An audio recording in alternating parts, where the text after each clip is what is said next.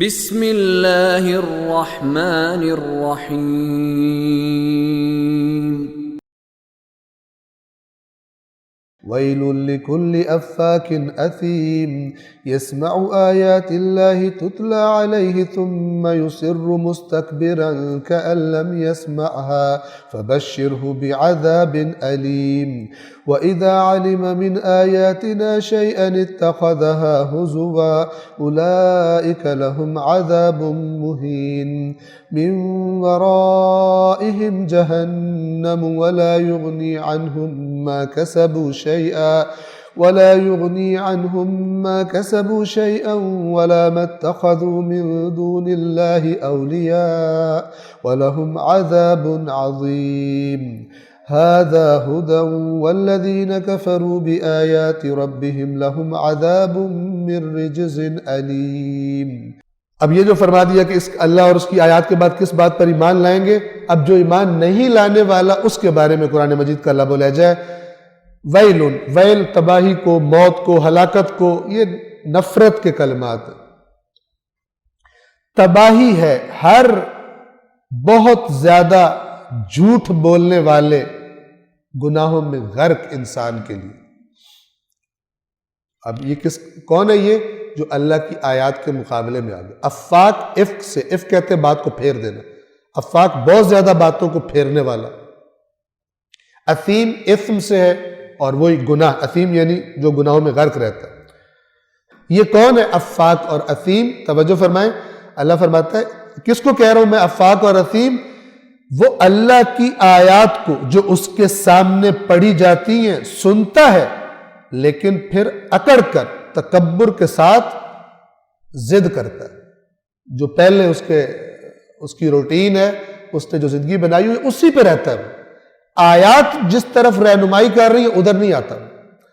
یسر مستکبرن، یسر اصرار سے، اپنی باتوں پر اصرار کرتا ہے، مستکبرن تکبر سے۔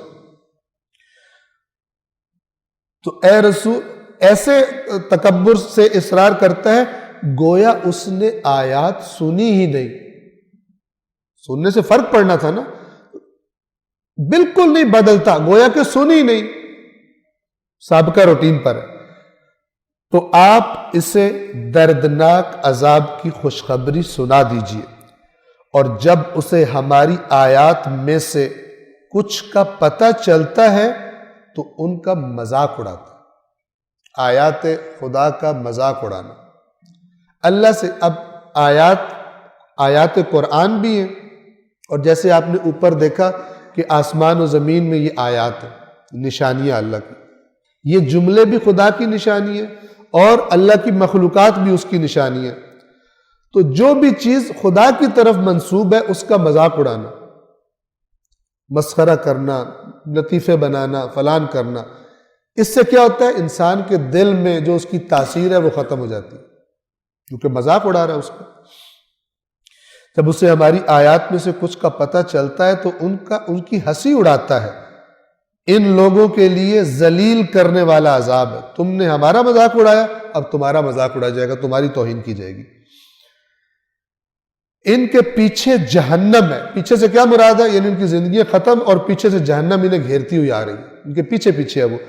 ان کے پیچھے جہنم ہے، اور جو کچھ انہوں نے کسب کیا تھا دنیا میں وہ انہیں کچھ بھی فائدہ نہیں دے گا، اور نہ وہ انہیں فائدہ دیں گے جنہوں نے ان کو اللہ کے سوا اپنے ولی بنا لیا تھا، اپنے سرپرست بنا لیا تھا، اپنے دوست بنا لیا تھا۔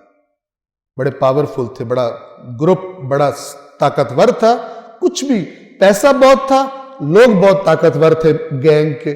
نہ گینگ کام آئے گا قریبی سے قریبی، اور نہ مال کام آئے گا، نہ جو انہوں نے کمایا تھا وہ کچھ کام آئے گا قیامت کے دن، اور نہ ہی جو دنیا میں جو ان کی طاقت کا سبب جو لوگ تھے، نہ وہ اولیاء ان کے کام آئیں گے، اور ان کے لیے تو عذاب عظیم ہے۔ یہ ہدایت ہے، یہ رہنمائی ہے۔ ھذا ھدی، یعنی یہ قرآن تو ہدایت ہے، اور وہ لوگ جو اپنے رب کی آیات کا انکار کرتے ہیں، یہ انکار جب کہا جاتا ہے کفر کا لفظ قرآن میں آتا ہے، کیونکہ عربی میں انکار بھی عربی کا لفظ ہے، یاد رکھیے گا۔ انکار اصل میں ہوتا ہے کسی کو نہ پہچاننا. جب آپ کسی کو پہچانتے ہیں تو پھر آپ اسے قبول کرتے ہیں, ٹھیک ہے نا. نہ پہچانتے ہو, آپ بس بیٹھے ہو اپنے گھر میں, باہر سے آپ ملازم آ کے بتائے کہ باہر جی ایک بندہ ہے کھڑا, آپ پوچھو کون ہے, تو آپ وہ کہے جی فلان ابن فلان ہے. آپ یا پہچانیں گے یا نہیں پہچانیں گے؟ پہچانیں گے, آپ کہیں گے ہاں لے آؤ اندر, ٹھیک ہے. یا آپ ہو سکتا ہے پہچاننے کے بعد آپ کہیں نہیں اس کو مت لے کر. ہاں اگر پہچانے ہی نہ تو آپ ذرا الرٹ بھی ہو جائیں گے مثلاً کہ یہ کون آیا کھڑا. نہ پہچاننے کو بیسیکلی عربی زبان میں انکار کرنا کہا جاتا ہے, یہ انکار کا جو لفظ ہے. لیکن اردو میں ہم انکار کو کہتے ہیں, وہ آپ بہتر جانتے ہیں, ٹھیک ہے. ریجیکٹ کر دینا کسی چیز کو, نہ ماننا. والذین کفروا بآیات ربہم, وہ لوگ جو اپنے رب کی آیات, اور یہ لفظ رب جہاں آتا ہے اس کی حکمت یہ ہوتی ہے کہ پالنے والا, یعنی گویا کہ جو کو کافر ہیں یہ کتنے برے ہیں, جو پال رہے ہیں اس کی نہیں مان رہے.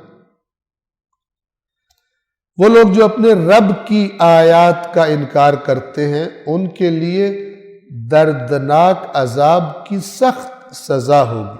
صدق اللہ العلی العظیم.